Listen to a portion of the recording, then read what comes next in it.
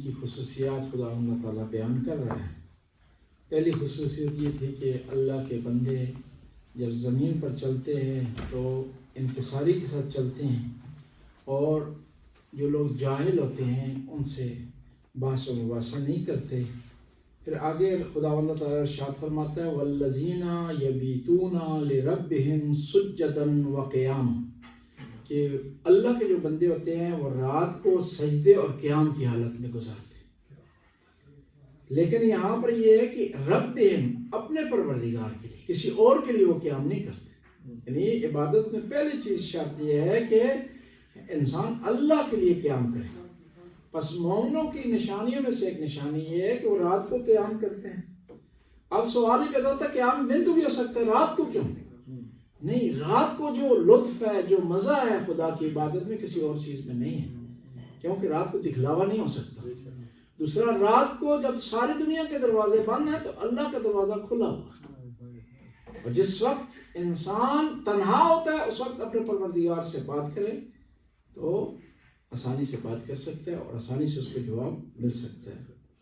والذین یقولون ربنا اصرف عنا عذاب جہنم، پھر یہی لوگ کہتے ہیں کہ اے اللہ ہم سے جہنم کے عذاب کو دور فرما، ان عذابھا کان غراما، اور یہ جہنم کا عذاب سخت ہے، اور ان لوگوں کو ملے گا کہ جو کہ مجرم ہیں، ہم سے دور فرما۔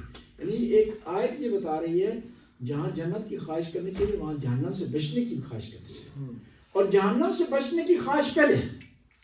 دنیاوی لحاظ سے اس طرح آپ کو آپشن ہو فائدے اور نقصان میں، تو آپ نقصان سے بچنے کی پہلے کوشش کریں گے، فائدہ حاصل کرنے کی بعد میں کوشش کریں گے، یعنی کم از کم وہ آپ کا جو اصل سرمایہ ہے وہ ضائع نہ۔ تو جہنم سے بچنے کی درخواست پہلے ہونی چاہیے، جنت کی طلب اس کے بعد ہونی چاہیے۔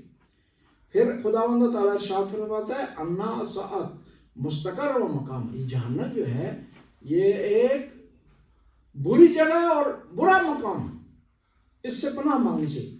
اگلی آیت میں خداوند تعالیٰ ارشاد فرماتا ہے والذین اذا انفقوا لم یسرفوا، اور یہ جو مومن ہیں اللہ کے بندے ہیں جب خرچ کرتے ہیں لم یسرفوا، اسراف نہیں کرتے، ولم یقتروا، اور کنجوسی بھی نہیں کرتے، وَقَانَ بَيْنَ ذَلِكَ قِوَامًا، وہ درمیانہ راستہ اختیار کرتے ہیں۔ دیکھیں نا، حتیٰ خدا کے راستے میں خرچ کرنے بھی فضول خرچی جائز نہیں، وہاں بھی آپ نے اتنا خرچ کرنا ہے کہ آپ کے حالات جو ہے خراب نہ ہوں، اس میں جو ہے وہ مشکلات نہ آئیں۔